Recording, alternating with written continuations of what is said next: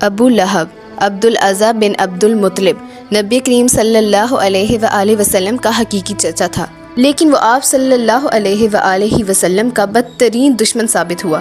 بسم اللہ الرحمن الرحیم۔ السلام علیکم عزیزان محترم، میں اس اللہ کے پاک اور بابرکت نام سے شروع کرتی ہوں جو بڑا ہی مہربان اور ہم سب پر نہایت رحم کرنے والا ہے، اور ہمارے پیارے آقا صلی اللہ علیہ وآلہ وسلم پر لاکھوں کروڑوں درود و سلام۔ انہوں نے اللہ کی تمام باتیں ہم تک پہنچائیں، اور ان کی آل مولا علی پر، محمد و آل محمد پر، مولا حسین پر لاکھوں کروڑوں درود و سلام ہوں۔ انہوں نے اسلام کی خاطر اپنے آپ کو شہید کر دیا، اس اللہ کی رضا کے لیے، محمد صلی اللہ علیہ وآلہ وسلم کی اس امت کے لیے، تاکہ اسلام زندہ رہے۔ ان پر لاکھوں کروڑ درود و سلام ہوں۔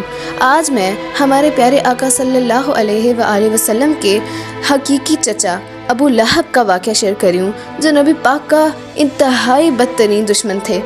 ابو لہب کی دشمنی ہمارے پیارے آقا کے ساتھ تھی، اور وہ بہت برا سلوک کرتا تھا، اور اس کی دشمنی کا کئی روایت میں اور واقعات میں اس کا ذکر آیا ہے۔ آپ اس واقعے کو غور سے سنیے گا، آپ کی آنکھوں میں بھی آنسو آ جائیں گے۔ میں امید کرتی ہوں آپ کو یہ واقعہ بہت اچھا لگے گا۔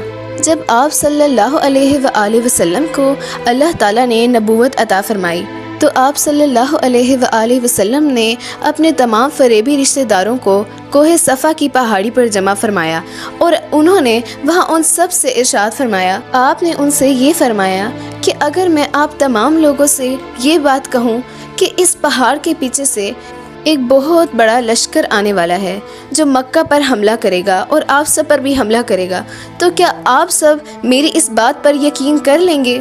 آپ نے ان سے یہ بات فرمائی۔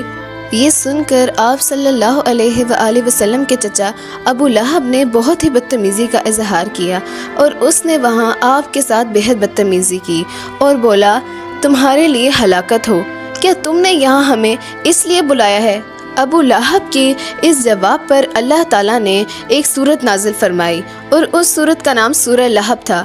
اللہ تعالیٰ نے اس سورت میں یہ فرمایا ہے، اللہ تعالیٰ فرماتے ہیں، ابو لہب کے دونوں ہاتھ ٹوٹ جائیں، اور وہ خود ہلاک ہو گیا۔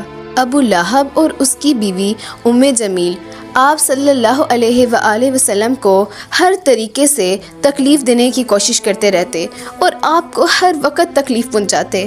جب ان کو موقع ملتا وہ آپ کے ساتھ کچھ نہ تو کچھ ایسا کرتے جس سے آپ کو تکلیف ہو۔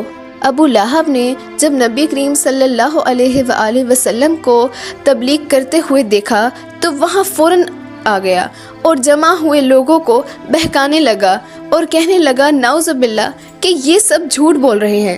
آپ صلی اللہ علیہ وآلہ وسلم جب بھی نماز ادا کرتے تو وہ آپ صلی اللہ علیہ وآلہ وسلم کے اوپر نجاست پھینک دیتا۔ جب قریش نے نبی کریم صلی اللہ علیہ وآلہ وسلم اور ان کے تمام ساتھیوں کا 3 سال تک سوشل بائیکاٹ کر دیا، تو شب ابو طالب کا مظاہرہ مسلط کیا، تو ابو لہب بھی جو آپ کے ساتھ برا سلوک کرتے تھے وہ اس ظلم میں سب سے آگے رہے۔ اس نے قریش والوں کو تاکید کی کہ کوئی بھی ہمارے پیارے آقا صلی اللہ علیہ وآلہ وسلم بنی ہاشم کے ساتھ لین دین نہ کریں۔ یہ آپ کا چچا تھا، لیکن آپ کے ساتھ بہت برا سلوک کرتا تھا۔ جب قریش نے غزوہ بدر کے لیے ایک لشکر تیار کیا تو ابو لہب نے میدان جنگ میں جانے سے انکار کر دیا۔ اس نے اپنی جگہ ایک اجارتی آدمی عاص بن ہاشم کو بھیج دیا اور خود مکہ میں بیٹھا رہا۔ غزوہ بدر میں جب قریش کو شکست ہوئی، جس کی خبر مکہ پہنچی، تو ابو لہب کو شدید صدمہ پہنچا۔ کچھ دنوں بعد وہ انتہائی خوفناک بیماری میں مبتلا ہو گیا۔ کہا جاتا ہے کہ یہ بیماری طاعون یا جلد کی تھی، جس کی وجہ سے لوگ اس کے پاس جانے سے گھبرانے لگے۔ آہستہ آہستہ اس کا جسم گلنے لگا۔